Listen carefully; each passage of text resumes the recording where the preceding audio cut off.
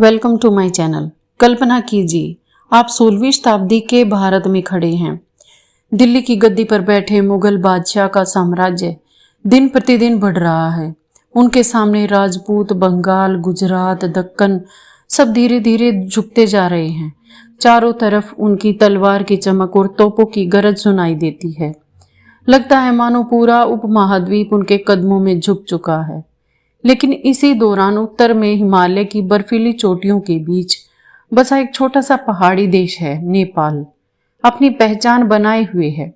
एक ऐसा देश जिसे न तो मुगल बादशाह जीत पाए और न ही आगे चलकर अंग्रेजी हुकूमत।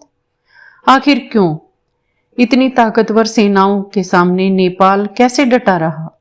क्यों मुगलों और अंग्रेजों के मन में नेपाल का नाम सुनकर भी डर पैदा हो जाता था? दोस्तों, आज हम आपको उसी रहस्य और इतिहास की यात्रा पर ले चलेंगे। सबसे पहले बात करते हैं नेपाल की अद्भुत धरती की। नेपाल सिर्फ एक देश नहीं है बल्कि एक प्राकृतिक किला है। यहाँ का 75% हिस्सा ऊंचे ऊंचे पहाड़ों से घिरा हुआ है। बर्फ से ढकी चोटियां हैं, गहरी घाटियां हैं, घने जंगल हैं और संकरे रास्ते।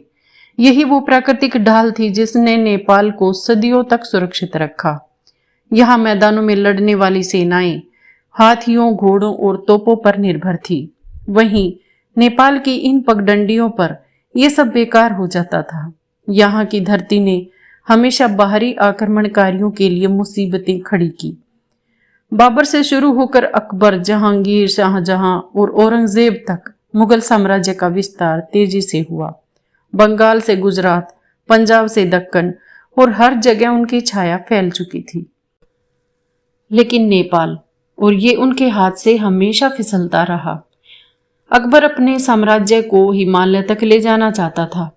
नेपाल पर नजर रखना उसके लिए सिर्फ सामरिक नहीं बल्कि आर्थिक दृष्टि से भी जरूरी था। नेपाल के रास्तों से तिब्बत और चीन तक व्यापार चलता था। नमक, ऊन, सोना और मसाले सब यहीं से होकर आते जाते थे। लेकिन जैसे ही मुगल सेनाएं पहाड़ों की ओर बढ़ी, उन्हें गोरखाओं के छापामार हमलों का सामना करना पड़ा। संकरी पगडंडियों पर हाथी और घोड़े फंस जाते, भारी तोपें बेकार हो जाती और गोरखा सैनिक अचानक हमला करके गायब हो जाते। नतीजा ये हुआ कि मुगल बार बार कोशिशों के बावजूद नेपाल को पूरी तरह कभी अधीन नहीं कर पाए। उसके बाद औरंगजेब का दौर आया। औरंगजेब ने लगभग 50 साल शासन किया और वो दक्कन में मराठों से लड़ने में इतना उलझा रहा कि नेपाल की तरफ ध्यान ही नहीं दे पाया। और इस बीच गोरखा सैनिक और भी संगठित होते गए। यही वजह थी कि मुगलों की तलवारें जहां तहां जीत दर्ज करती रही, लेकिन नेपाल उनकी पहुंच से बाहर रहा। नेपाल की असली ताकत उसकी गोरखा सेना थी। ये सैनिक बचपन से ही कठिन जीवन जीते थे। पहाड़ों में पले बड़े होने के कारण उनकी सहन शक्ति और फुर्ती लाजवाब थी। कुकरी यानी कि मौत की छाया गोरखाओं का सबसे खास हथियार था। कुकरी मुड़ी हुई छोटी सी तलवार जो नजदीकी युद्ध में दुश्मन को चीर कर रख देती थी। कहा जाता है कि अगर गोरखा ने कुकरी म्यान से बाहर निकाली तो या तो दुश्मन मरेगा या वो खुद। बिना खून बहाए कुकरी वापस म्यान में नहीं जाती। गोरखे कभी भी खुले मैदान में लड़ाई नहीं करते थे। वे छोटे छोटे दलों में बंटकर पहाड़ियों से अचानक हमला करते, दुश्मन को भारी नुकसान पहुंचाकर तुरंत गायब हो जाते। इस तरह दुश्मन की थकान और डर दोनों बढ़ाते। यही रणनीति उन्हें अपराजेय बनाती थी। फिर समय बीता, मुगल साम्राज्य ढलान पर आने लगा और भारत में अंग्रेजों का प्रभाव बढ़ने लगा। ईस्ट इंडिया कंपनी धीरे धीरे बंगाल, बिहार और उत्तर भारत पर अपना कब्जा कर रही थी। लेकिन अंग्रेजों के सामने भी एक बड़ी चुनौती थी और वो चुनौती थी नेपाल। अंग्रेजों ने सोचा कि नेपाल पर कब्जा करना आसान होगा। 1814 में उन्होंने गोरखाओं पर युद्ध छेड़ दिया, लेकिन जो हुआ उसने उन्हें हिला दिया। छोटे से नेपाल ने ब्रिटिश सेना की नींद उड़ा दी। अमर सिंह थापा और भीमसेन थापा जैसे सेनापति अंग्रेजों पर भारी पड़े। कई जगह अंग्रेजी टुकड़ियां बुरी तरह परास्त हुई। अंग्रेज मान गए कि नेपाल को पूरी तरह जीतना लगभग असंभव है। आखिरकार 1816 में अंग्रेजों को नेपाल से संधि करनी पड़ी। नेपाल को कुछ भूभाग खोना पड़ा, लेकिन उसकी स्वतंत्रता और संप्रभुता बनी रही।